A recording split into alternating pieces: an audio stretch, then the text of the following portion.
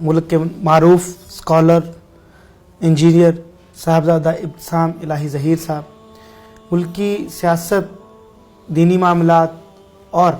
عالمی سیاست اور خاص کر امت مسلمہ کے مسائل کے حوالے سے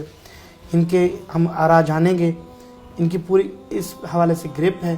آج ہم بھارت میں مسلمانوں کی حالت زار، وہاں پہ مسلمانوں کی مساجد جلائی جا رہی ہیں، قتل عام کیا جا رہا ہے، ایک ریاستی دہشت گردی ہے،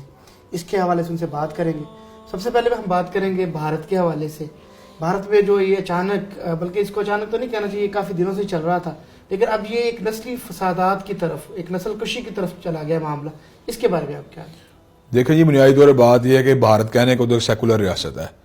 اور سیکولر ریاست کی جو اسپرٹ ہوتی ہے اس میں یہ ہوتی ہے کہ تمام مذاہب کے پیروکار جو ہیں ان کے لیے اس ریاست میں اپنی جو شخصی آزادیاں ہوتی ہیں، جمہوری اور آئینی آزادیاں ہوتی ہیں، ان کو یقینی بنایا جائے.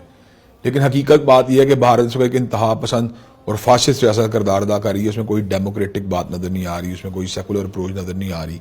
مسلمانوں کو بقایا طور پر ٹارگٹ کیا جا رہا ہے، اور ٹارگٹ کرنے کے پیچھے جو ہے نا بقایا طور کے اوپر RSS اور جو حکومتی جماعت کا پورا ایجنڈا نظر آ رہا ہے. پولیس اور فوج تک اس میں انوالو ہے. ہم یہ بات سمجھتے ہیں کہ اگرچہ کانگریس کی حکومتوں سے بھی پاکستان کو تحفظات رہے ہیں، لیکن جب سے BJP کے انتہا پسندہ نظریات سامنے آئے ہیں، اکھنڈ بھارت کو بنانے کی باتیں سامنے آئی ہیں، اس وقت سے ہم اس بات کو فیل کرتے ہیں کہ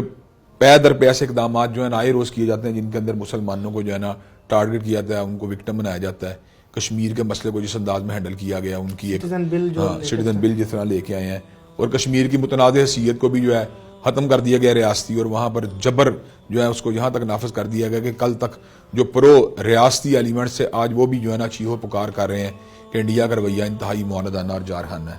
ماضی کے اندر گجرات میں ہونے والے فسادات جو ہیں وہ بھی جس وقت ان کا اپرائز شروع ہو رہا تھا مودی کا، تو اس وقت جو ہے نا اس کے پس منظر میں یہ بات نظر آ رہی تھی کہ یہ تعصبات کی بنیاد کے اوپر، نفرت کی بنیاد کے اوپر اور مخاصمت کی بنیاد کے اوپر جو ہے نا اپنی سیاست کو آگے بڑھا رہے ہیں. تو ان لکیری بات یہاں تک جا پہنچی ہے کہ مسلمان جو ہیں وہ صبر کرتے رہے، لیکن جو ہے نا تقدیر کے قاضی کا یہ فتویٰ ہے عدل سے کہ جرم ضعیفی کی سزا مرگ مفاجات. تو وہی کچھ ہوا ہے کہ آپ جتنا کمپرومائز ظلم کے ساتھ کرتے جاتے ہیں، جتنا آپ سہتے رہتے ہیں، اس کو ایک وقت آتا ہے کہ ظالم جو ہوتا ہے وہ آپ کی ٹالرنس کو اور آپ کے صبر کو جو ہے نا آپ کی کمزوری سمجھ کے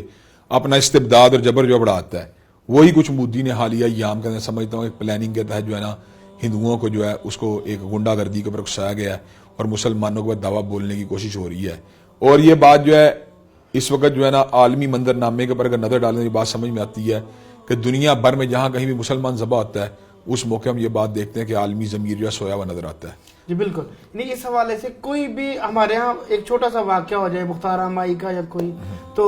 پورے عالمی میڈیا پر آ جاتا ہے. لیکن اتنے زیادہ اب تک 34 لوگوں کو شہید کر دیا گیا ہے، اور ایسی رپورٹ سامنے آئی ہیں کہ جو امت شاہ ان کے وزیر داخلہ ہیں ان کو باقاعدہ رپورٹ کیا جا رہا تھا کہ اس وقت کیا ہو رہا ہے، کہ 7-8 مساجد ہیں، اور اس قدر پلان تھا. مطلب ایسی ویڈیوز سوشل میڈیا پہ آئی ہیں کہ جہاں پولیس نے خود پتھر اور جو ہے نا کچھ جو ہتھیار ہیں وہ ان بلوائیوں کے حق کو دیے. دیکھیں جی، میں یہ بات سمجھتا ہوں کہ مسلمانوں کو مارجنلائز کرنے کا سلسلہ کرتے جاری و ساری ہے.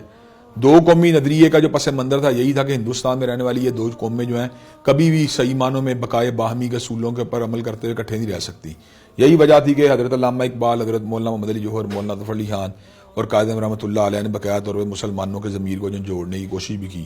بعض لوگ جو پارٹیشن کے خلاف تھے آج وہ بھی اس بات کے اوپر کنونس ہوتے ہوئے نظر آ رہے ہیں کہ اس وقت جو مسلمانوں نے پارٹیشن کا فیصلہ کیا درست تھا،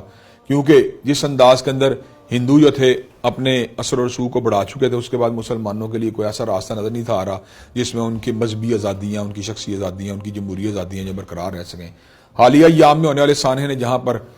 امت مسلمہ کے مجموعی طور پہ درد دل رکھنے والے افراد کو جو ہے ایک دکھ اور کرب کی کفیت میں مبتلا کیا، وہاں پر پاکستان کے اندر وہ لوگ جو دو قومی نظریے کی افادیت کو سمجھتے ہیں ایک باری انہیں دوبارہ جو ہے نا ایک توانائی اور حوصلہ حاصل ہوا ہے کہ یقیناً اس وقت تحریک پاکستان کے قائدین کا نقطہ نظر بالکل درست تھا. اگر آج اسی اسٹریٹجی کو صحیح معنوں میں اس کے اوپر جو ہے عمل کیا گیا ہوتا تو آج انڈیا کے مسلمان اس ظلم اور بربریت کا نشانہ نہ بن رہے ہوتے جس کا آج جو ہے نشانہ بن رہے ہیں. لیکن بہرحال اس وقت ہماری جو ہے نا بہت ذمہ داریاں بنتی ہیں، بس یہ تو مسلمان بھی، بس یہ تو پاکستانی بھی، بس یہ تو ہم سایہ ہونے کے بھی، کہ ہم جو ظلم ہو رہے ہیں ان کو ہائی لائٹ کریں، ان کے اوپر احتجاج کریں، عالمی ضمیر کو جوڑنے کی کوشش کریں. مسلمانوں کے جو اجتماعی فورمز ہیں वहां तक इस मसले को पहुंचाने की कोशिश करें अक़वाम मुत्तहिदा, जिससे अगरचे मुसलमानों को मादी के अंदर कोई खातरा तईद हासिल नहीं हुई, लेकिन बहरहाल जो वहाँ फोरम्स मौजूद हैं उनको मतवज्जे किया जाए कि मुसलमानों का था जो कत्ल आम वाला मामला हो रहा है, इसको रोकने के लिए वो भी अपना किरदार अदा करें। अगर सूडान में और इंडोनेशिया में आलमी क़ुव्वतें जो हैं वो इसमें मुदाखलत कर सकती हैं,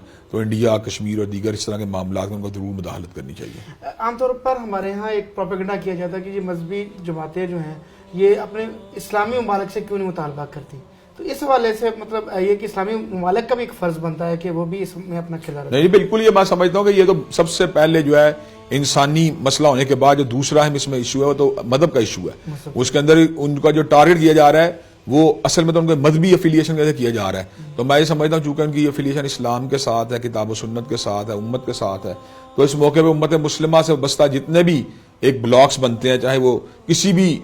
मकतब फ़िक्र की जाए हमायत याफ्ता हूँ, उनको चाहिए कि इस मसले के अंदर किसी किस्म के लचक का मुजाहरा करने की बजाय फ़ौरन से पहले इंडिया के जो मजलूम मुसलमान के हक़ में जो आवाज़ उठाएं, सऊदी अरब को भी उठानी चाहिए, ईरान को उठानी चाहिए, इंडोनेशिया को उठानी चाहिए, मलेशिया को उठानी चाहिए, तुर्की को उठानी चाहिए। यह मसला इज्तमाई हैसियत से उम्मत मुसलमान का मसला है, और मैं ये बात समझता हूँ अगर उम्मत इस मसले को नज़रअंदाज करेगी तो फिर आलमी क़ुव्वतों से इस बात की तवक्को करना कि इस मसले के ऊपर हसासियत का मुजाहरा करेंगे, यह ख्याल खाम होगा।